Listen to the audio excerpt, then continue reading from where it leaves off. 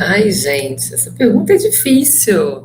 Bom, antes de mais nada, gente, assim, é um super prazer estar aqui, super prazer de verdade. Obrigada pelo convite. Que máximo que existe um podcast como o de vocês e sempre que vocês me convidarem, eu voltarei, porque eu acho que é super importante para o mercado, é super importante a gente ter esses bate-papos e poder falar do MIBR e da UIBR, para mim é um prazer. Então, falando da Roberta, né? Quem é a Roberta? Ai, meu Deus. Bom, a Roberta, antes de mais nada, é uma super entusiasta, apaixonada pelo universo profissional e do universo de games hoje em dia. Sou uma economista de formação, fiz pós-graduação em Direito Societário, olha só. Trabalhei durante, sei lá, os primeiros 20 anos, nem 20 não, mentira, né? Mas uns 15 anos da minha vida entre mercado financeiro, área financeira de empresa, então fui durante muito tempo liderança na área financeira e depois em 2017 foi quando eu tive contato com games e esportes pela primeira vez. Foi quando eu de fato comecei a me apaixonar por esse universo, entender a sua comunidade, que é a minha maior paixão, tá, do universo, é a comunidade. Começar a entender essa comunidade. E em 2021, acabei assumindo a liderança de uma das maiores organizações de esportes do Brasil, sem dúvida nenhuma, a que tem maior história, a que tem maior trajetória, a que marcou a vida de uma forma de muitas gerações, né? Então, hoje a gente tem fãs do MBR já com 40 anos de idade e tem outros fãs chegando agora. Então, 38 também não esculhamba. não, 38 você, mas tem outros, né? Então, assim, é super legal. Então, assim, é uma comunidade pela qual eu sou realmente apaixonada. E estou aqui à frente da organização há quase 5 anos. No ano passado, a gente fez uma grande mudança, no final do ano passado, que a organização foi vendida para um grupo de investidores brasileiros, ela que pertencia a um grupo de investidores americanos até então, foram quem me trouxeram aqui para o MBR. Mas, enfim, então essa é a Roberta. Adoro inovação, adoro inteligência artificial, adoro falar de mulheres e da força que a gente tem dentro e fora da comunidade de games. Então, acho que assim, quando a gente fala sobre mulher, sobre encorajamento, sobre pertencimento, sobre o poder das mulheres, a gente está falando com todas as comunidades.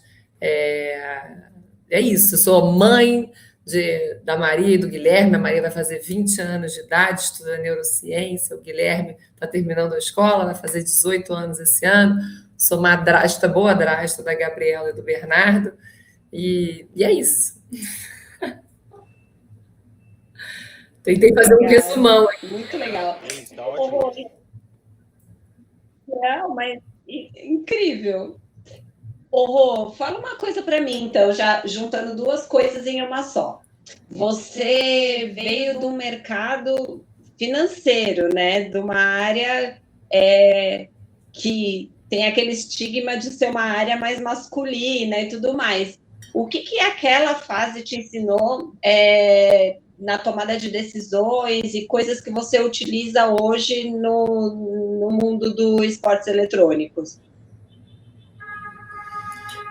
Nossa, essa é também outra boa pergunta. Você sabe que eu vou voltar um pouquinho na história e até eu já falei isso algumas vezes em algumas entrevistas, até em posts que eu já fiz no LinkedIn, que assim, eu tive a sorte de ter sido, porque assim é sorte mesmo, de ter sido criada numa família em que ser mulher nunca foi colocado como um impeditivo para eu chegar em lugar nenhum, né? Então, eu me lembro quando eu era garota, eu falava, eu quero ser uma executiva Imagina, eu tinha um sonho de trabalhar com exportação de suco de laranja, porque eu morava em São Paulo, e aí meus pais eram amigos de uma turma que tinha fazenda de laranja, e eu achava aquilo o máximo, como é que a laranja saía, e eu dizia que eu queria viajar de executiva com a minha pastinha na mão, então, assim, eu já tinha essa história. Em nenhum momento sequer da minha vida, o meu pai ou a minha mãe disseram: minha filha, calma, esses sonhos aí, eles não condizem com os sonhos de uma menina. Até o dia que eu resolvi, eu me lembro que tinha um amigo meu na escola que chamava André, e o pai dele era economista. Eu, André, o que seu pai faz?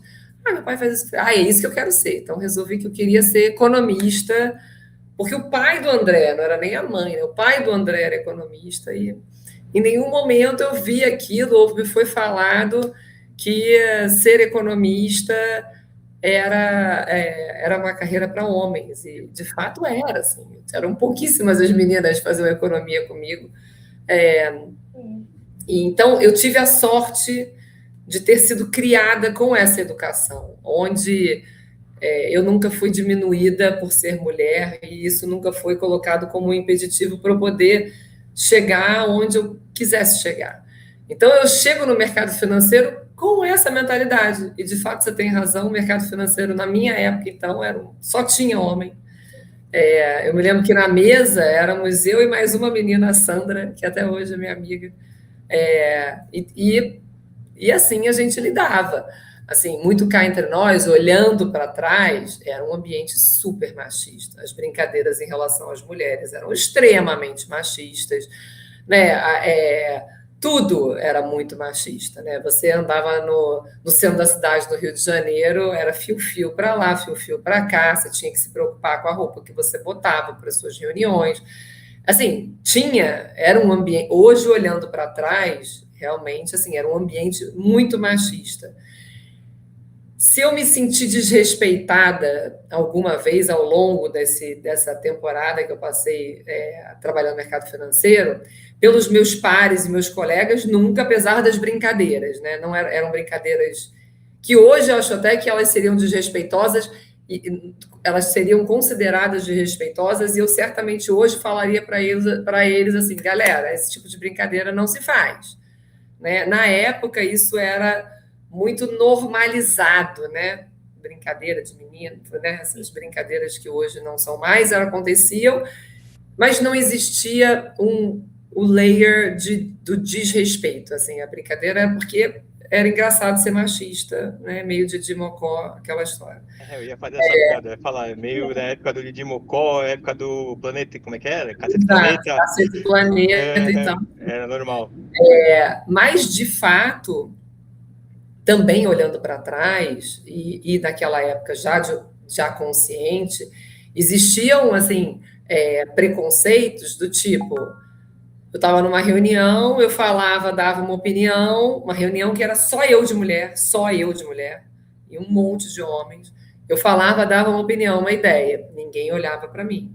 Eu falava, dava opinião, ideia, ninguém olhava para mim. Aí, daí 5 minutos, o homem que estava do meu lado, dava a mesma ideia que eu. Nossa, mas você é um gênio, né? Então, ele era ouvido e eu não era ouvida, né? Ele falava o que eu tinha falado e estava tudo bem.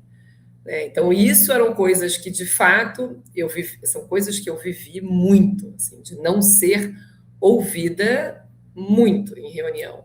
Desculpa te cortar, te fazer uma pergunta. Rolava muito isso mesmo? De, tipo assim, você dava uma ideia, daí o cara, por ser homem, ele ia lá, roubava a sua ideia e saía como dele, por exemplo? Acontecia bastante? Nem derrubava a minha ideia, porque ninguém ouvia a minha ideia. Não derrubava. Assim, ele roubava a sua ideia, tipo, de pegar, você deu uma ideia, ele pegava ela e fingia que foi ele que fez. Daí, como você, na teoria, é a mulher... E às vezes não era nem ideia, era assim, algum comentário que eventualmente alguém faria, né? Ideias, muitas vezes, mas às vezes até um comentário que alguém faria de uma análise de contrato, porque lembra que depois eu ainda fui fazer direito societário, então, assim, também sentava com os advogados, que também, hoje, muitas mulheres advogadas, mas advogado que cuidava de mercado financeiro, eu fui fazer direito societário para complementar a minha carreira no mercado, também muitos, né? Então, eu vivia dentro desse universo Mas, de novo, assim, nunca aconteceu comigo um preconceito que me colocar, aonde eu me questionasse, né, que tivesse como consequência eu me questionar sobre o meu pertencimento àquele universo. Então, eu me sentia super pertencente, eu estudei para isso. Então, assim, é aqui que eu vou ficar, né? Então, com todas as barreiras e todos os obstáculos, mas era aqui que eu queria ficar, é ali que eu queria ganhar dinheiro, é ali que eu queria fazer minha carreira nesse primeiro momento. E, claro, não são todas as pessoas preconceituosas, né? Assim, eu tive muitas pessoas na minha carreira hoje, inclusive eu fiz um post no LinkedIn falando sobre isso, mas eu tive, não sobre isso especificamente, mas sobre a importância de você ter pessoas na sua vida profissional que te empurram para o sucesso, né? Assim, eu tive muitas pessoas na minha carreira que me deram as mãos, que foram homens e mulheres, que foram inspirações, e isso é muito legal. Então, assim, isso eu não tenho o que reclamar. Mas, de fato, esse início de carreira, né? Primeiro trabalhando muitos anos no mercado, depois eu fui trabalhar numa empresa que não era mercado, mas era uma empresa de café e metais não ferrosos, que trabalhava com o mercado também. Então, foi quando eu fui trabalhar numa multinacional que trabalhava com o mercado, e aí eu viajava muito para Londres, para a Bolsa de Valores, né? Para a Bolsa de Soft Commodities de Londres. Então, eu viajava muito a trabalho também no universo muito masculino. E isso fez com que eu fosse ganhando essa casca e cada vez mais acreditando que, assim, ser mulher e homem é a mesma coisa. Eu me lembro que a primeira vez quando eu assumi a Game XP, né, mais anos para frente na minha vida, e que um jornalista veio para mim e falou assim: Roberta, o que é ser uma mulher no universo de games? A primeira pergunta dele: o que é ser uma mulher no universo de games? Aí eu falei: ué, é igual ser homem no universo de games, assim, não, qual é a diferença? E eu respondi isso assim, com a maior naturalidade do mundo, porque para mim não existia essa diferença. É igual ser homem no universo de games. Depois eu fui entendendo, né, que não, que assim, e por conta desse meu entendimento surgiram todas as outras iniciativas que a gente foi fazer para que as mulheres se sintam pertencentes a esse universo. Então não é tão assim, de verdade. No universo de games, acho que tudo é um pouco piorado, até porque o preconceito ele é registrado no chat, existem nomes feios e palavrões que são falados, quando no ambiente corporativo, né, a coisa é um pouco diferente. Mas, enfim, acho que é isso. Acho que eu fui criando a casca, acho que esse início de carreira me deu essa casca, mas foi uma casca que eu já vim com uma capa de proteção, sabe? Porque que o mais importante, a minha família nunca entendeu que isso era um problema. E como a minha família nunca entendeu que isso era um problema, para mim nunca foi um problema. Eu acho que também é muito a postura, né? A sua postura com relação a isso, porque você veio de uma criação assim, então, tipo, já nem dava brecha, talvez, né? Na minha família, eu também tive uma criação assim, que, tipo, você é o que você quiser ser e se precisar fazer alguma coisa, tanto do lado profissional ou na própria casa, se precisar pintar uma parede, você vai pintar, se precisar pegar um prego, tipo, né? Diz que é uma função igualzinho, exatamente isso. Legal você ter trazido isso, até porque tem esse outro olhar também, é verdade, assim, eu sempre tive isso trocar a lâmpada, para mim não é coisa de homem, é coisa de mulher também, né? É coisa de ser humano, né? Exato, então assim, eu também não faço essas distinções, né? Então, também me lembro uma época que quando eu assumi, no próprio Rock in Rio, primeiro ano, que eu era CFO do evento, e aí a gente teve um alagamento, não sei o quê, e eu era, assim, uma super executiva, eu não tive dúvida, botei minhas botas de terra e fui para o meio do parque com rodo para poder tirar a água. Eu me lembro que a galera de operações eu olhava: mas você está fazendo o que aqui? Eu falei: a mesma coisa que vocês, estou tirando água para ajudar, né? Porque tinha que ajudar, e isso não me fazia menor, não me diminuía em nada. Mas é que daí, desculpa o negócio, assim, hoje, graças a Deus, eu tenho um cargo de gerente, assim, e daí eu acho que aí entrou em 2 paradigmas que você conseguiu quebrar em uma porrada só, sem querer. Primeiro, que no Brasil tem muito isso, de tipo assim, mas ela é gerente, ela não vai puxar água. Ah, Tem sim, muito também isso, isso. Ela é a CFO, você acha que ela vai puxar água? Sacou? E o segundo, porque realmente é tipo assim, não, mas isso não é só função, é coisa de homem. Tá fazendo o quê aqui? Você quebrou dois em uma porrada só aí, já, sabe? Porque de vez em quando eu tava numa empresa que era com educação, assim, e daí a gente tava fazendo algum evento, daí, sei lá, o cara que colocava café ou fazia alguma coisa e ia no banheiro. Daí eu ia lá e começava a fazer pra ele, todo mundo me olhava meio feio, assim, de que, tipo, o que você tá fazendo? Sua função não é fazer o café. Só que assim, eu tô aqui pra ajudar, sabe? Tô no evento, não muda em nada. E eu sou muito assim, na verdade. Isso realmente você tem razão. Depois, até o diretor da área foi comentar numa reunião geral: gente, equipe, aqui para mim isso é equipe, né? Equipe é isso. Mas enfim, só fazendo aqui um parênteses do que a Léa estava falando, realmente é verdade, assim, não... Só para a gente manter uma cronologia aqui, Rô, vamos lá. Pela minha liçãozinha de casa aqui, você trabalhou 10 anos na Pecorini, é assim que fala? Essa empresa italiana. Pecorini, a italiana.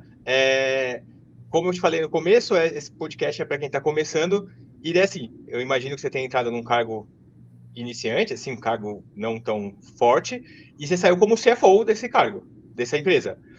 Para quem está começando, assim, o que você acha que foi, além, imagino, desse trabalho em equipe que você faz, que foi determinante para o seu crescimento nessa carreira, assim? O que você acha que você fala assim, cara, fazer isso aqui foi gente, ponto X? Eu acho que não tem uma coisa, né? Eu acho que tem muitas coisas. Para mim, é dedicação. É dedicação e tem e aí é o seguinte, eu acho que vai muito de pessoa para pessoa, né? Então, assim, para mim é dedicação e paixão. E, na verdade, é o contrário, é paixão e dedicação. Então, assim, a Pecorini veio num... Eu entrei como... foi a primeira... Na verdade, eu entrei quase como uma promoção, eles me convidaram, porque o meu primeiro chefe no mercado financeiro, ele virou acionista capitalista da Pecorini quando da investida deles no Brasil. E eu já nem trabalhava mais na instituição financeira dele, trabalhava em outra, mas ele me chamou na época, ele falou, olha, eu tenho aqui uma oportunidade, eu virei acionista capitalista num investimento que eu quero que você assuma a área financeira, vire gerente financeira dessa empresa. Eu falei, ótimo, tinha um salário melhor, eu falei, legal, desafio diferente. O desafio era infinitamente maior do que eu imaginava, mas infinitamente maior, porque a empresa estava vindo para o Brasil, tinha que fazer tudo, desde o zero de contabilidade, de não sei o que, nanana.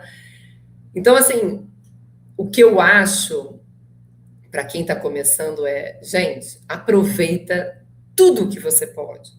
Né? Hoje eu vejo o quanto isso foi importante para a minha vida profissional.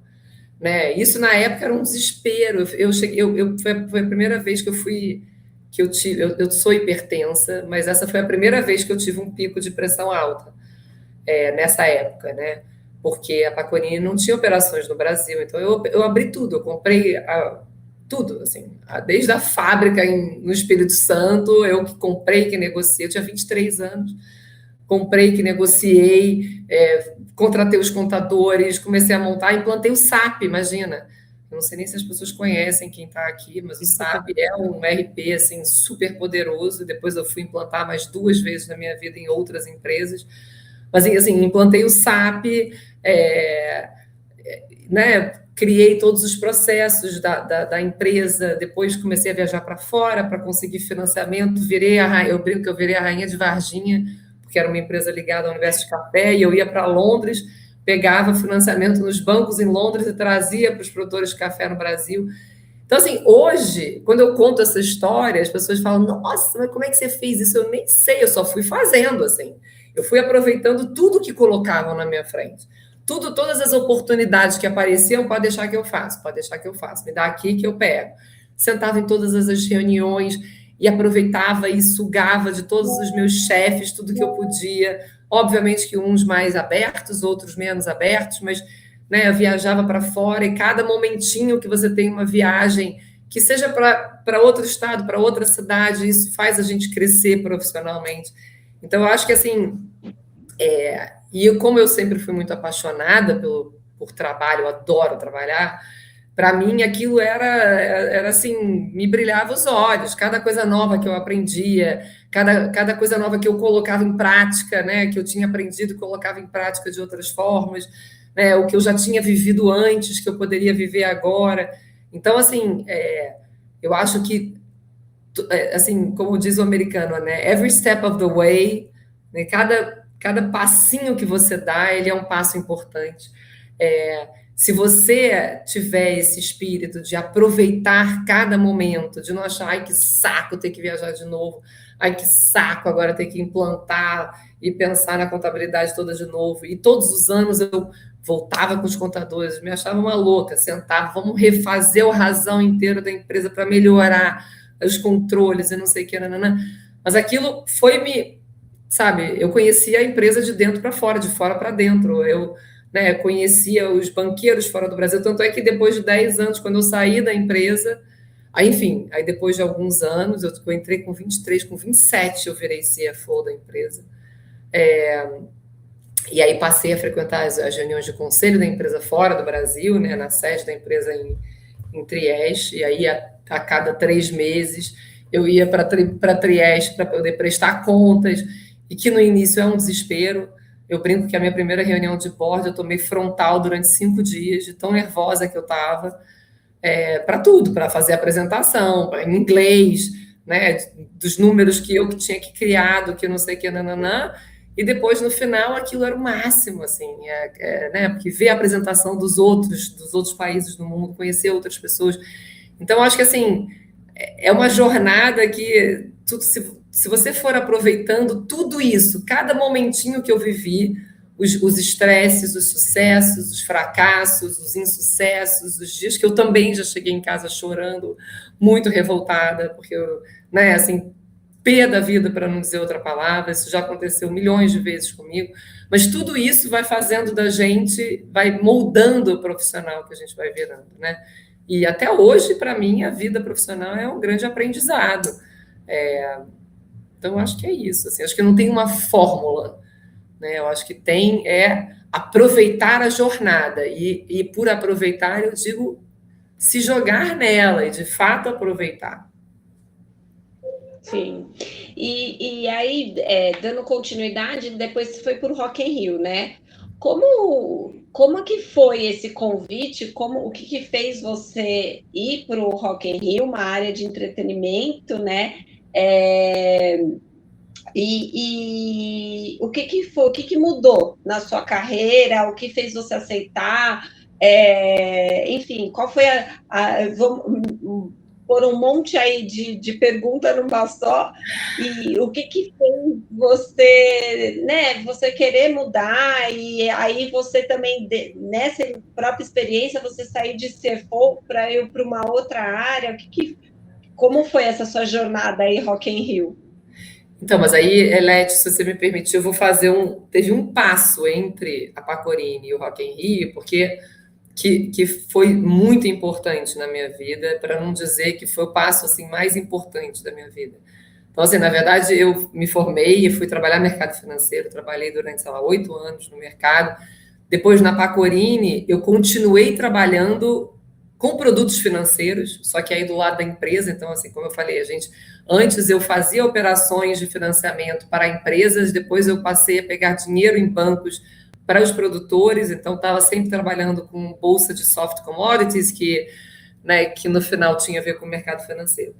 Até um dia que eu dei um chega, eu falei, chega, eu não quero mais isso, eu preciso mudar, eu quero fazer alguma coisa diferente. Eu nunca vou esquecer, foi um dia, entrei nesse loop, assim, do tipo, eu brinco que foi o primeiro comichão que eu tive, assim. Fui jantar fora com uma amiga minha, e ela, eu também quero fazer uma coisa diferente, eu não sei o que a gente vai fazer. Na época, existiam aqueles sites de compra coletiva, Peixe Urbano, Groupon, enfim, eu não sei se a plateia aqui se conhece, mas eram sites de compra coletiva. Eu tinha acabado de ter... Talvez não conheça, né? Mas então, pois é. Eu só perguntar, isso existe ainda? Acho que não, né? Morreu isso aí, né? Não, eu acho que existe, sabia? Existe? Eu acho que existe. Eu sei que tem aquele 2x1 hoje em dia, né? Não sei se você já viu, que é um site. Sei, eu acho que tem vários tipos, assim, acho que tem vários tipos, eu acho que ainda tem. Vai lá. E aí eu tinha acabado de ter meus filhos, né? Que também é um capítulo super legal para eventualmente a gente falar numa outra oportunidade, mas eu tinha acabado de ter as crianças e entendendo que, assim, filho era assim, né? Mãe, a gente vai, se endivida e faz tudo. E essa minha amiga também tinha acabado de ter filhos, a gente tem filhos de idades razoavelmente parecidas. Vamos fazer um site de compras coletivas só para criança? Vamos sair daquele jantar no dia seguinte eu pedi demissão.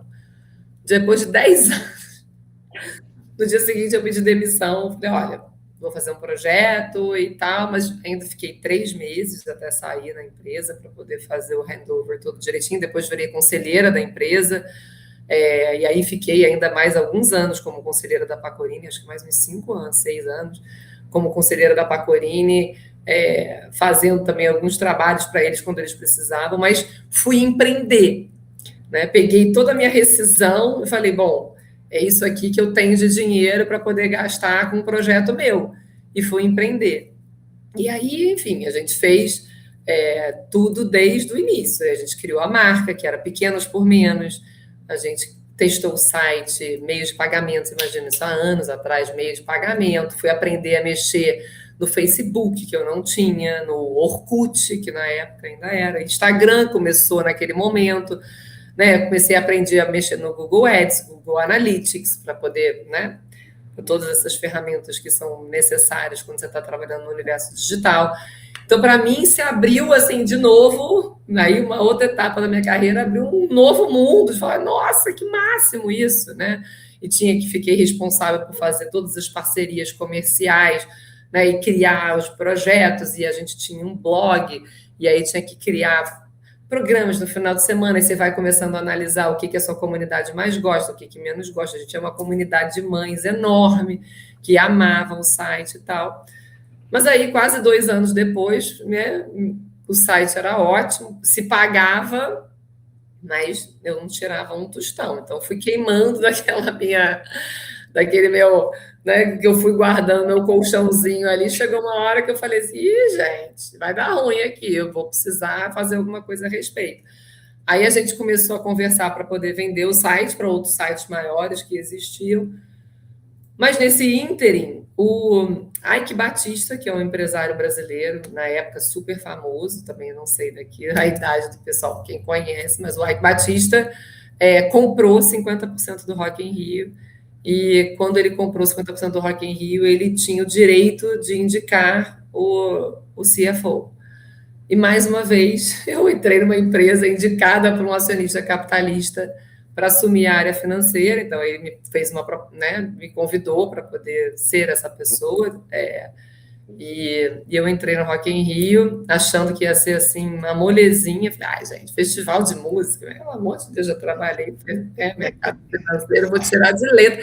Eu nem acabei com Pequenos por Menos, você imagina. Eu falei para minha sócia, Paty, pode deixar que eu vou fazer aqui, ó, e aqui eu vou tocando, mal sabia o que me esperava, né? E aí foi isso, assim, o Rock in Rio, na época, ele não era nem uma empresa. Eles criaram uma empresa quando o Ike entrou, para que ele pudesse ter 50%, e eu realmente organizei toda parte, as entranhas do Rock in Rio, do zero, de tudo. Aí implantei o SAP de novo, né? Aí a gente criou todos os processos, a área financeira, o Rock in Rio tinha auditoria, depois, enfim, aí tudo isso. Aí fui morar em Nova York, porque a gente fez uma edição comemorativa em Las Vegas em 2015, então em 2014 fui morar em Nova York, nosso escritório era em Nova York, e abri o escritório do Rock in Rio em Nova York, também do zero, e todas essas histórias de tudo, né, das contabilidades, de não sei o que, fizemos a edição comemorativa, abrimos o escritório em Los Angeles, em Las Vegas, estava espalhado pelos Estados Unidos, e foi uma experiência, assim, sem igual, maravilhosa, mas também chegou uma hora que eu falei, gente, chega, não quero mais, já dei minha cota, porque assim, Pequenos por Menos, e por isso eu falei a importância do Pequenos por Menos na minha carreira, primeiro que é você empreender e ter esse estômago, né, de saber que, cara, nossa, vou aqui sozinha fazer essa história acontecer e tal, que é muito deliciosa, essa sensação é muito boa. Segundo que eu passei a ver outras coisas, né, no Pequenos por Menos eu saí da área financeira e aí via o todo, e me apaixonei por ver o todo. Comecei a entender que uma coisa estava linkada à outra, que não tem receita se você não tem uma boa estratégia de marketing, que, né, mas que também uma boa estratégia de marketing sozinha não para de pé. E eu comecei a ter vontade mesmo de começar, de olhar para o todo, de olhar para uma história assim, com esse olhar um pouco mais generalista, menos focado, mas mais generalista. E aí, depois de 5 anos, né, dessa minha aventura de Rock in Rio, eu fui convidada para virar CEO da Green People. A Green People, não sei se vocês conhecem, mas é uma empresa de sucos, que tem um ETzinho, assim, né? Super legal. Muito bom e muito caro. Ele é muito bom e muito caro. Eu ouvi muito isso na época, mas assim, de sucos de prensados a frio, com uma tecnologia super, super americanizada, enfim. E na época era uma startup, e eles pegaram exatamente no meu calcanhar de Aquiles da época, que era eu queria uma coisa mais generalista. Então, vieram conversar comigo, a gente quer que você venha assumir como CEO da Green People, e não sei o que, a gente passou 3 meses conversando, e eu resolvi sair do Rock in Rio para assumir como CEO da Green People. E passei 3 meses, aí, enfim, ainda fiquei mais quase 2 meses lá também fazendo handover de toda a história, né? Porque nisso o Rock in Rio agora já tinha muitos investidores estrangeiros, já tinham 2 auditorias americanas, já era né? Já era uma super empresa. O Rock in Rio é uma empresa que tem mais processos e mais auditorias do que qualquer outra, porque hoje pertence a grupos americanos. E aí fui para a Green People, e 3 meses conversando para ir, fiquei 4 meses lá. E, enfim, a gente está falando aqui sobre, né, a minha carreira e quanto tempo eu fiquei em tantos lugares da minha vida. 4 meses para mim foi assim uma derradeira, uma sensação horrorosa de fracasso. Mas como num casamento, para mim, eu comparo muito, como o trabalho é uma caixinha super importante da minha vida, eu falo sempre que trabalho é como se fosse um casamento, assim, você precisa ter ali, né, ser apaixonado, mas ao mesmo tempo entender, né, como as coisas funcionam, tem uma cultura que você tem que acreditar e tem que se identificar, tem uma série de coisas que, né, para poder dar certo, você tem uma combinação. E a verdade é que, como num casamento mal sucedido, eu acho que o que eu esperava do trabalho era diferente do que eles esperavam que eu fosse, enfim, não deu certo. E eu acabei saindo da Green People 4 meses depois de ter entrado, tendo me saído do Rock in Rio, que é uma marca incrível, maravilhosa, fala de experiência do consumidor, que, enfim, que eu tive tantas experiências incríveis e maravilhosas enquanto eu trabalhei lá. Então, aquilo para mim foi uma sensação de fracasso horrível, juro. Eu fiquei assim na lama, me penalizando por que eu tinha saído, por que eu tinha tomado aquela decisão, por que não tinha dado certo, como é que eu podia ter sido tão burra de não ter visto em 3 meses de conversa que aquilo não ia dar certo. Mas a verdade é que hoje eu também digo que essa foi, junto com Pequenos por Menos, das melhores coisas que aconteceram na minha vida. Primeiro que você precisa entender que nem tudo é perfeito e que a vida não é um mar de rosas o tempo inteiro. Né? Que os fracassos, os tropeços, os obstáculos que aparecem na nossa frente são importantíssimos para formar quem nós somos, porque é a forma como você reage a eles que faz de você uma pessoa melhor ou uma pessoa pior. E a verdade é que naquela época, assim, eu dentro daquele quadro de estar super chateada, eu falei, olha, quer saber, eu vou pegar essa oportunidade e agora eu vou ficar um tempo, eu tinha marcado uma viagem, isso foi tipo início de novembro, tinha uma viagem que eu ia fazer com a minha família já em janeiro, eu falei, eu vou ficar agora, pela primeira vez na minha vida, vou me permitir ficar sem fazer nada, e quando eu voltar de viagem, eu vou para o mercado para buscar um outro trabalho, porque eu não quero mais voltar para a área financeira, porque na hora que eu saí, apareceram um monte de ofertas de gente procurando para voltar para a área financeira, e não era mais aquilo que eu queria, né? Aliás, tinha sido esse o motivo pelo qual eu tinha saído do meu dream job. E aí fiquei, também foi dificílimo, eu, né, super enlouquecida por trabalho, ter ficado sem fazer nada, também foi um momento importante de ter vivido, e aí fiquei, mas aí 20 dias depois, o Rock in Rio me ligou, falou, caramba, mas você saiu, e aí, quer voltar? Vamos voltar, volta, porque o Rock in Rio nessa época estava se mudando, né, para o Parque Olímpico, porque a gente assumiu o Parque Olímpico depois das Olimpíadas de 2016, e eles disseram, volta, a gente agora precisa de uma pessoa para tocar os novos negócios do festival. Eu falei, volto, mas para CFO eu não quero mais. Não, a gente precisa de uma pessoa para tocar os novos negócios do festival e tal. E aí eu falei, então tá bom, então vamos conversar, e voltei. Aí eles fizeram, mas só tem uma ressalva. Eu falei, o quê? Então, o que a gente tem de budget para te oferecer é tipo 1/3 do salário que você recebia antes. Eu falei, caraca, mas em 4 meses meu salário diminuiu para 1/3, foram 4, mas foi a melhor decisão, de novo, que eu tomei na vida, o que prova que às vezes você precisa dar um passo para trás para poder dar 2 passos para frente. E foi nesse momento que começou a minha história com o universo de games, porque dentro do Rock in Rio em 2017, eu já como diretora de novos negócios do festival, passei a ser responsável por todos os conteúdos que não eram música. E como o Parque Olímpico era 3 vezes o tamanho do parque que a gente estava antes, a gente tinha muitos conteúdos que não eram música, né? Então, eu respondia pelo projeto socioambiental do Rock in Rio, o Amazônia Live.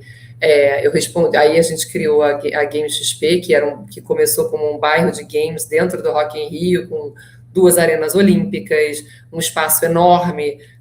Foi a menina dos olhos do Rock in Rio em 2017, era o grande negócio diferente que a gente estava levando para a cidade do rock, e era uma parceria com o Omelete e o Grupo Globo. Eu era responsável pelo palco de influenciadores também, que era uma parceria nossa com o Multishow. Então foi um Rock in Rio totalmente diferente e incrível na minha vida, que deslanchou a Game XP, que no ano seguinte acabou virando um evento.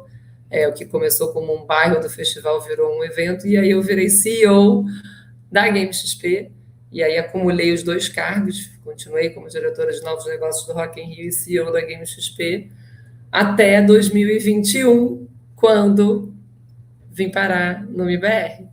Tá, calma aí. Deixa eu voltar um pouquinho atrás, que eu vou fazer uma pergunta que vai dar um gancho porque eu quero. Porque eu já ouvi de você no bastidor. Vamos lá. A minha pergunta é, como nasceu essa Game XP que você fez, que você criou? Daí eu sei que tem um projeto que você fez na Game XP que te gerou o convite da MIBR. Conta pra gente mais ou menos como foi o Game XP, esse projeto que você fez, como foi a conversa com o IBR, porque daí a gente vai entrar na parte que a gente mais quer, que é a parte do IBR, da parte feminina e tal. Então, assim, sim. Então, assim, me conta um pouquinho como foi essa criação, como é que foi essa parte do Game XP para você e como que foi essa conversa com o IBR. Então, a Game XP foi assim, como é que a gente pensou, né, na história da Game XP? Na época a gente queria usar as arenas olímpicas que estão dentro do Parque Olímpico para fazer algum conteúdo. E a gente inicialmente, para ser bem sincera, a gente pensou em fazer uma Comic Con lá dentro do festival. E chamou o Omelete, então vamos fazer uma Comic Con aqui e tal. E aí a gente fez uma pesquisa, junto com o Omelete, a gente fez uma pesquisa de mercado e entendeu que comics e música não eram indústrias tão próximas quanto a indústria do game e da música, né? Que game e música tinham tudo a ver. E é verdade, hoje eu vejo mais do que nunca que, assim, realmente tem tudo a ver. Então a gente resolve entrar nesse universo de games, não porque éramos todos apaixonados, porque como negócio fazia muito mais sentido você levar para dentro do Rock in Rio o negócio de games. E acabou que ficamos todos apaixonados por isso, né? Assim, a Game XP, ela era, e aí falando do evento propriamente dito, a gente chamava a Game XP de um game park. Então, a Game XP, ela tinha uma arena com a maior tela de games do mundo, então era uma tela de mais de 3 mil metros quadrados de tela para serem jogados. A gente fez vários campeonatos brasileiros dentro da Game XP. Na época, né, eu brinquei aqui nos bastidores contando que o nosso maior sonho era ter levado o MIBR para dentro. Foi assim que eu conheci o MIBR, porque era todo mundo falando de a gente precisa trazer o MIBR, só que o MIBR era caro para caramba para poder levar, e para eles poderem ir tinha que ter um campeonato assim, muito top, que a gente não... A gente fez o lançamento do CBCS dentro da Game XP, mas o MIBR, na época, morava nos Estados Unidos. Então, para poder trazer eles, era um custo muito absurdo, eles eram muito celebridade, mas eu me lembro de ouvir muito falar do MIBR dessa forma. Enfim, então a gente tinha toda a parte do Game Park, do lado de fora o game ganhava vida, então assim, o Mario Kart era uma pista de kart, onde as pessoas andavam com capacete de tartaruga, nos karts todos vestidos com a temática de Mario Bros, numa parceria nossa com a Nintendo, né? O Fortnite virou uma arena de laser tag, com uma parceria nossa com a Epic Games, né? Os brinquedos, o drop do Fortnite era um brinquedo que era um drop, a gente tinha palco de música, então era um evento que era um game park, era uma Disney brasileira. Eu adorava falar isso nas entrevistas, que a gente fez a Disney dos games aqui no Brasil, porque era uma mistura da BGS com eventos de esportes, com parque de diversões e com o Rock in Rio. Então tinha de tudo um pouco ali dentro do evento, e foi realmente um grande sucesso. Mas com a chegada da pandemia, né, com o advento da pandemia, a Game XP ela foi pensada para ser um evento live, e a gente acabou fazendo lá um bem bolado e fez uma Game XP digital, fez alguns conteúdos digitais, na verdade, com a equipe da Game XP, entre eles a Girls League, que foi a primeira liga feminina de Counter-Strike do Brasil, que veio num modelo muito parecido com o que era o CBLOL no início do CBLOL, porque a gente pagava para os times participantes uma ajuda de custo mensal para que os times pudessem repassar isso para jogadoras. A gente exigia, né, o contrato de trabalho das jogadoras. Foi uma liga que teve 9 meses de duração, então a gente criou realmente um calendário para que as meninas ficassem jogando, sendo remuneradas naquela época, e foi por conta da Girls League que o MIBR e a Fúria criaram seus times de CS femininos, times esses que existem até hoje, que jogam até hoje, e é isso, assim, a Bizinha já jogava na Fúria naquela época. Eu me lembro que a final da Girls League foi MIBR e Fúria, e né, quem diria que eu tempos depois, estaria ocupando essa cadeira, e aí advogando pelo MIBR. Mas foi assim que, nesse momento de pandemia da Game XP, que eu recebi uma ligação, aí fui abordada né, num convite dos investidores americanos do MIBR, que queriam que o MIBR, pela primeira vez, tivesse um executivo brasileiro. E cá estou também, depois de muitas conversas, acabei, né, saindo do Rock in Rio para poder ir da Game XP, para poder estar assumindo o MIBR. Eu brinco que se eu tivesse feito meu trabalho direitinho de dever de casa, eu nunca teria topado, porque eu cheguei no meio daquela crise, né, que o Fallen tinha saído há pouquíssimo tempo do MIBR. Então, enfim, mas brincadeiras à parte, tem sido uma jornada incrível, porque aí realmente eu mergulhei, né? Se eu comecei a entrar nesse universo no início da Game XP, quando eu cheguei no MIBR, eu literalmente mergulhei no universo de games e esportes, e quem diria, hoje eu recebi um convite para fazer uma palestra agora, onde né, o convite falou assim: eu quero que você fale sobre a comunidade hardcore. Eu falei assim, gente, esse é meu ápice. Então, né, no final das contas, a pessoa que saiu não sabia nem direito o que era esportes ou da existência, agora está falando sobre a comunidade hardcore do universo de games, né, do universo competitivo. Então, acho que é isso, gente. E aí veio toda essa minha... Né, quando eu cheguei no universo de games e na minha primeira entrevista me perguntaram o que é ser uma mulher no universo de games, eu falei, gente, é ser igual ao homem, né? Eu falei isso aqui já, acho que foi aqui, já não me lembro se eu falei aqui ao vivo ou nos bastidores. Então, é ser igual ao homem, mas foi nesse momento que caiu a minha ficha do tipo, tem alguma coisa aqui que não está certa. E realmente, ao longo do tempo, eu fui entendendo quanto as meninas... Assim, eu costumo dizer, eu gosto de dizer, na verdade, que eu não acho que o universo de games seja o único que tem preconceito contra as mulheres, né? Definitivamente não é. A mulher... Existe preconceito contra as mulheres em todas as indústrias. O que acontece no universo de games é que o preconceito ele é escrito, então ele é covarde, porque o preconceito ele não é na cara, né? É no chat. Então a pessoa se esconde atrás de um nick, ela se esconde atrás da rede social, ela se esconde atrás.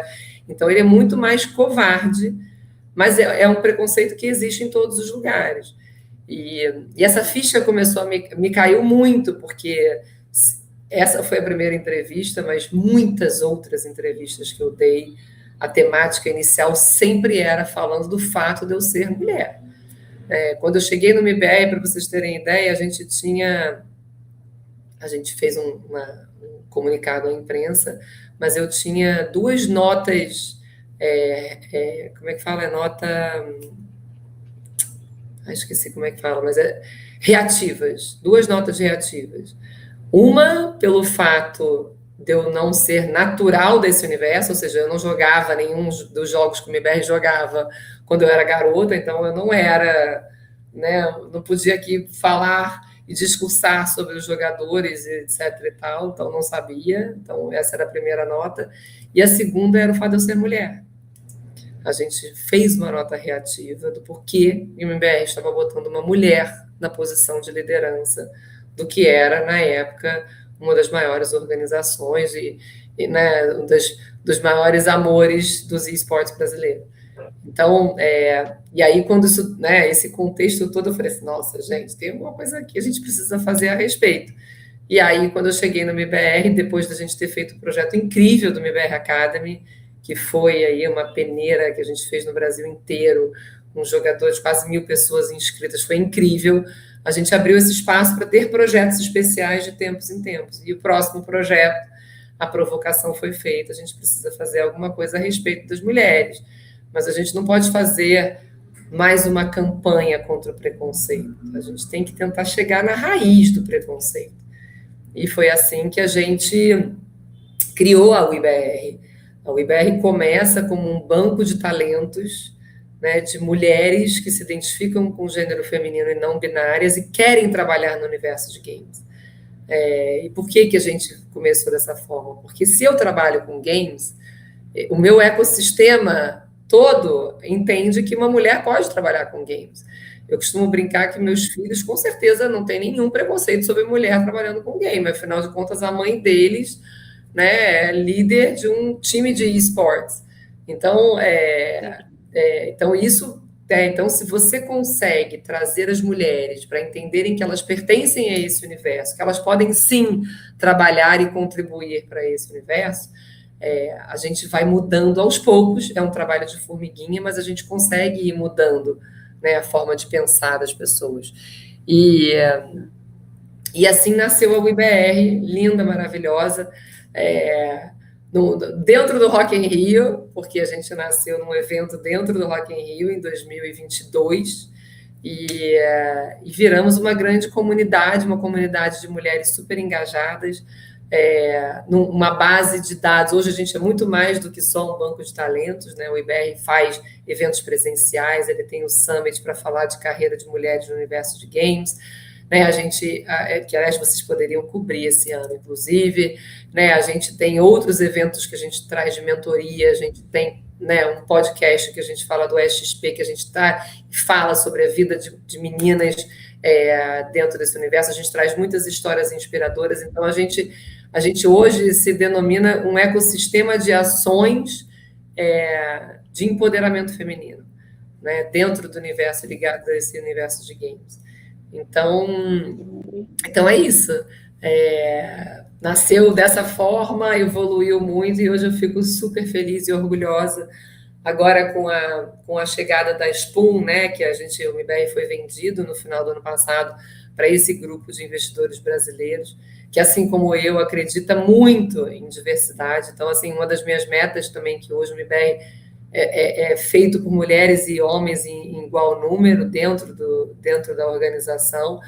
E não só porque eu levanto essa bandeira, não é só por isso, porque eu levanto, mas eu também não sou nenhuma radical, mas porque eu acredito que diversidade traz produtividade, que diversidade traz criatividade, que diversidade leva as empresas para um outro nível. E é por isso que a gente é tão diverso. Assim, a Spoon é super diversa, ela ainda traz também toda a diversidade do Brasil inteiro. E agora, nessa junção, né, de forças aí com a Spoon, se Deus quiser, a gente vai ter muitas surpresas legais para a UIBR esse ano, porque a ideia é cada vez mais fazer da UIBR uma potência e trazendo mais mulheres para o ecossistema de games e outros, né? Que cada vez mais a gente use essa comunidade e a nossa força para poder estar encorajando, estar empoderando e fazendo a diferença para tantas meninas aí que têm um sonho, que corram atrás dos seus sonhos sem medo de ser feliz. Deixa eu fazer uma pergunta rapidinho. Eu não tenho muito lugar de falar sobre essa parte de mulher, então eu vou deixar para a Leti fazer essas perguntas. Eu só quero fazer uma pergunta muito idiota, mas eu tenho uma curiosidade sobre isso mesmo. Para os seus filhos, qual foi a melhor empresa para você trabalhar? No Rock in Rio ou no IBR? Eles são mais da música ou são mais dos jogos? Ai, poxa, essa pergunta capciosa. Exato. Vou falar que foi na Game XP, porque juntava dos dois mundos, né? Justo, então, justo. Foi a Game XP. Foi a Game XP que juntava os dois mundos. Eles nunca vão falar isso para ela, e nem para o pai. Exatamente. É igual aqui em casa que eu sou corintiana e meu marido é palmeirense. Meu filho fala que não torce para ninguém. Ah, jura? Não, aqui em casa eu sou flamenguista, meu marido é fluminense, mas os meus filhos metade torcem para o Flamengo, metade torcem para o Fluminense. Mas eu tenho um filho só, Rô, aí fica assim. Então ele não pode tomar lado nenhum, é verdade. Só uma pergunta que veio no chat. O IBR Summit, você falou dele e tal, pra gente cobrir, mas qual que é a data dele? Me perguntaram aqui no chat. Então, ele na verdade não tem uma data fixa. Ele geralmente acontece no primeiro semestre, e nos últimos 2 anos ele aconteceu no primeiro semestre. Sendo bem sincera, esse ano eu estou pensando em jogar ele para o segundo semestre, porque como a gente vai estar dando uma mexida na UIBR, né, como um todo, eu queria que o Summit fosse assim, essa cerejona do bolo aí para, né, concretizar essa mexida toda, que isso é um super spoiler que eu estou dando aqui. O povo, se vir quem é da minha equipe, vai querer me matar. Fechou. Que bom, a gente fica feliz. Né? Exato. Rô, deixa eu te falar uma coisa, assim, voltar um pouquinho, quando você falou do preconceito, né?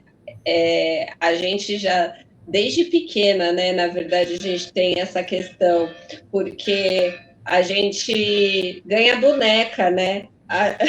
E os meninos ganham outras coisas. O videogame vai para o menino, não vai para a menina, né? Hoje, graças a Deus, eu acho que isso tá mudando um pouco, mas era uma coisa meio incubada, né? Eu tenho um irmão e eu tinha um pouco isso na minha casa. E depois foi mudando, né? Apesar da minha mãe ser uma pessoa muito, tipo, você não importa se você é mulher ou não, porque a minha mãe também foi para uma área que é totalmente masculina, minha mãe é química. Olha, então, que legal! Então, assim, tinha ela e mais uma na sala dela fazendo engenharia química, né? Então, eu tenho muito esse exemplo forte de você pode ser o que você quiser. Então, assim, só um comentário de que a gente tem que realmente mudar a cabeça das pessoas, e é desde criança mesmo, né? Com relação Mas sabe que a esse essa seu questão. comentário ele foi super oportuno. Eu vou te contar uma história para você ver como você tem toda a razão. E eu hoje estou aqui levantando essa bandeira, falando de igualdade, de pertencimento e tal, mas eu conto para todo mundo sem vergonha que quando eu tenho a minha filha mais velha, a minha filha é mais velha do que o meu filho. Quando ela Uhum. fez 3 anos, eu dei para ela a coleção da Barbie Princesas. Nunca vou me esquecer, uma caixa enorme assim, da Barbie Princesas. Quando meu filho fez 3 anos, eu dei o primeiro PlayStation dele. Né? Mas é que eu acho Eu, que né? Eu que hoje falo, né? subconsciente, não é na maldade, assim. A gente tem que Não, mudar claro isso. que Aham. não. A Não, você gente tem tem que toda a mudar razão, isso. mas eu acho que o ponto aqui é que assim, e aí, enfim, nenhum dos meus filhos quer ser jogador profissional, nem nada disso. Mas eles gostam de videogame. E aí eu estou falando dos filhos, que as meninas não querem nem saber. Mas eles gostam de videogame. E eles ficam, às vezes, jogando videogame até tarde, porque eles foram criados dessa forma, porque faz parte daquele mundinho deles, entendeu? Os meninos se encontram no servidor, né? E fazem coisas, né? Estão ali juntos, é um grupo de amigos. As meninas não são estimuladas dessa forma. É, Então, quando a menina começa a se interessar por videogame, ou ela tem uma oportunidade, é porque geralmente as histórias que eu vejo das nossas jogadoras é tudo assim: o irmão jogava e deixava ela jogar, ou o é, pai quem estimulou e deu o computador, e aí ela começou a jogar. Mas nunca é assim, eu jogava com as minhas amigas. Não, é sempre um jogo super duro. Aí eu comecei a jogar, eu mudava meu nick, eu fui muito xingada na minha vida, eu não sei o que, nananã, porque, né? E começou a jogar muito mais tarde, não foi estimulada desde pequena. Então, óbvio que, né, isso tudo interfere depois no é, futuro, quando ela vira uma jogadora profissional, isso vai interferir em uma série de coisas na vida dela, na técnica, né? Uma está jogando desde 5 anos de idade, a outra sim, começou a jogar com 12, então faz uhum, muita diferença, né? faz. Ô, Rô, pegando um gancho aí que você falou da área competitiva, né, na feminina, é, hoje é mais comum, né, as meninas quererem jogar e ser uma profissional e tudo mais. Mas a gente tem todo um por trás, né? Todas as outras áreas. Igual você falou, o Rock in Rio é uma empresa, tem todas as Sim. áreas. O MBR, a Fúria, todas essas outras empresas, esses times também são empresas, eles têm todo uma parte por trás, né? Qual para as mulheres que desejam trabalhar com esportes, né? Seja em gestão, no marketing, no RH, vamos puxar lá para a minha área de formação, para finanças, enfim. Quais são as competências que você acha que são necessárias para que elas consigam entrar nesse mercado, né? Assim, você acha que pode ser um diferencial para elas? Olha, sinceramente, eu acho que você ser uma entusiasta do universo já basta, né? Como em qualquer outra indústria. Você não vai trabalhar numa indústria química se você minimamente não acha legal o que o povo produz ali, né? Você não vai trabalhar num jornal se você minimamente não acha, né, o serviço que é prestado ali é legal. Então, eu acho que como ser entusiasta do universo, quer seja do jogo competitivo, quer seja da comunidade, quer seja do ecossistema como um todo, eu acho que isso é o que você precisa, porque no mais não precisa, assim, eu falo de carteirinha, gente. Eu nunca tinha trabalhado com esportes na minha vida, né? Inicialmente, não vou dizer para você também que foi fácil, porque como liderança do MIBR, eu tive que ir a milhões de campeonatos, né? Você estava perguntando sobre, e no mercado financeiro tinha preconceito. Nossa, eu fui muito mais ignorada no universo de games, já burra velha, do que eu fui como garota no mercado financeiro, indo a campeonatos, né? Tinha que ir para todos os campeonatos internacionais e etc e tal. Então, assim, isso tudo acontece, mas assim, eu não sou desse mundo.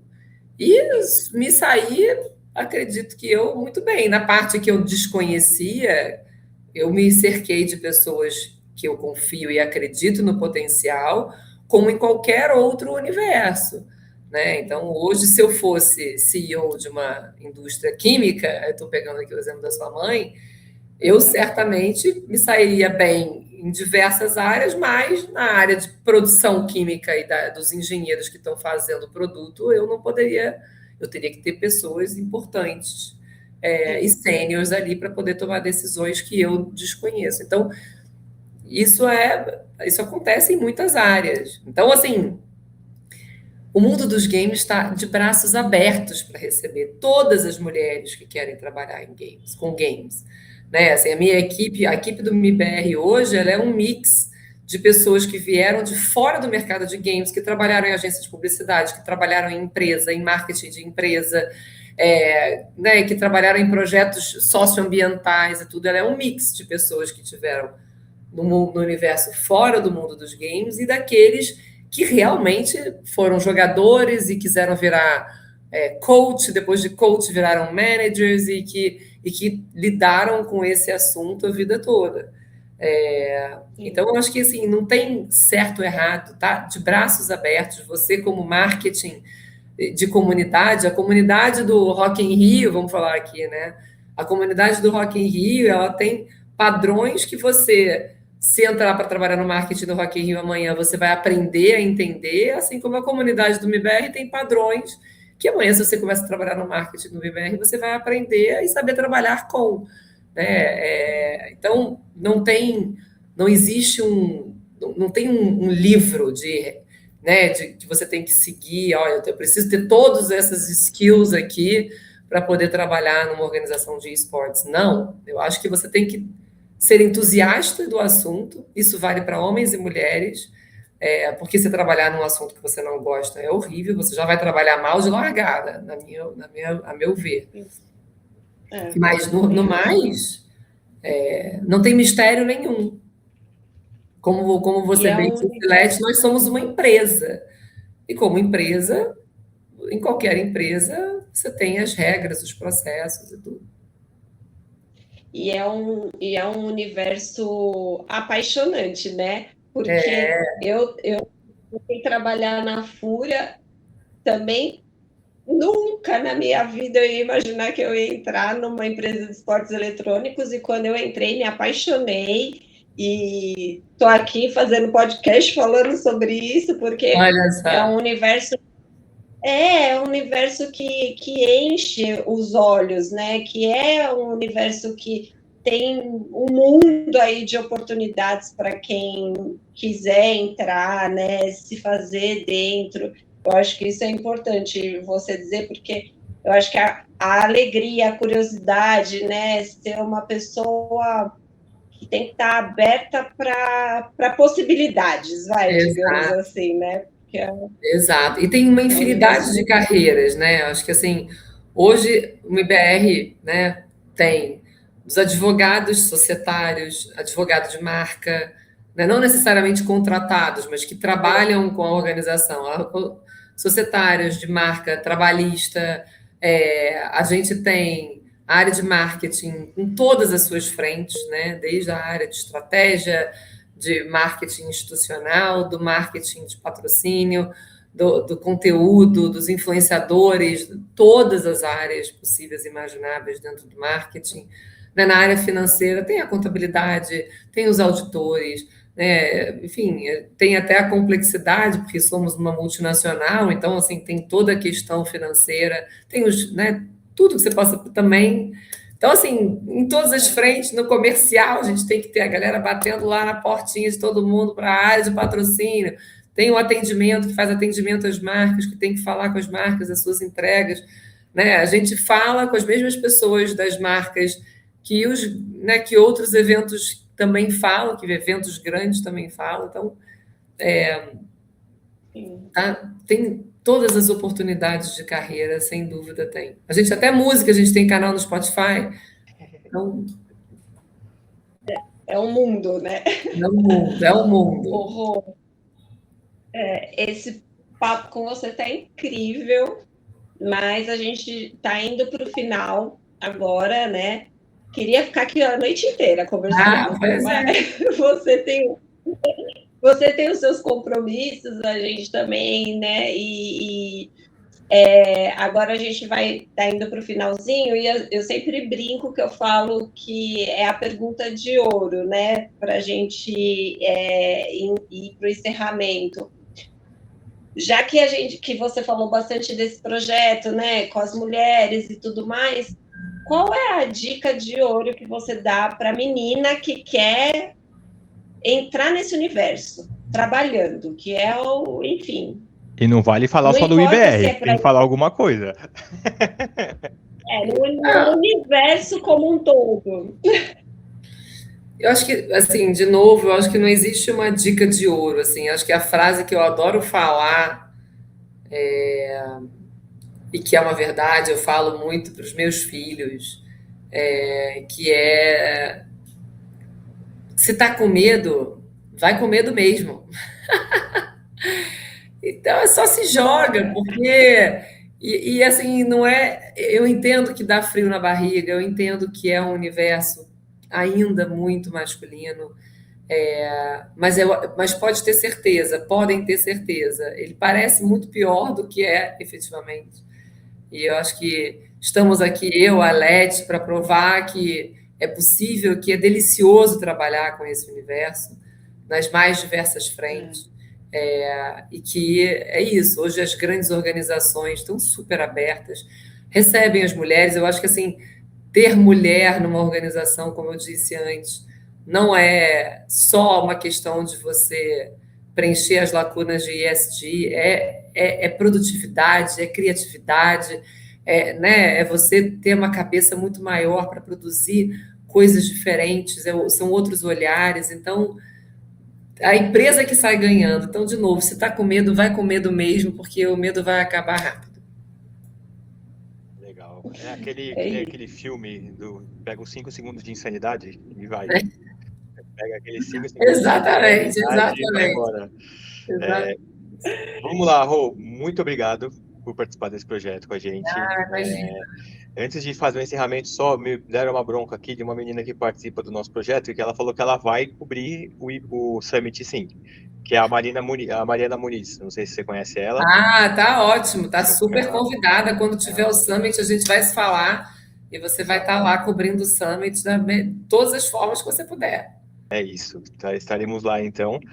Eu queria deixar o espaço aqui para você falar um pouco, sei lá, do IBR, falar um pouco como as pessoas encontram você, para a gente dar uma encerrada aqui, como as pessoas entram no IBR para poder entrar nesse projeto. Legal. Então, assim, obrigada pelo espaço. O IBR é o ibr.com.br, e você entrando no site tem lá a plataforma onde você pode preencher seus dados para poder fazer parte do nosso banco de talentos. E não só o IBR, e agora, né, a SPUM inteira usa os talentos da UIBR nas suas contratações, mas muitas empresas no mercado hoje usam e olham e estão sempre checando aí a nossa plataforma. Quanto mais informações sobre a sua pessoa você der, melhor, porque mais informações o potencial contratante vai ter sobre você e pode se interessar mais também. Então, vale muito a pena. Siga a gente nas redes sociais também, o IBR Oficial no Instagram, o IBR no LinkedIn, que tudo que tem de novidade, todas as contratações, todas as oportunidades, todas estão sendo sempre postadas por lá. E quem quiser falar comigo, pode me convidar, me chamar no LinkedIn. Eu acho que é a forma mais fácil que tem.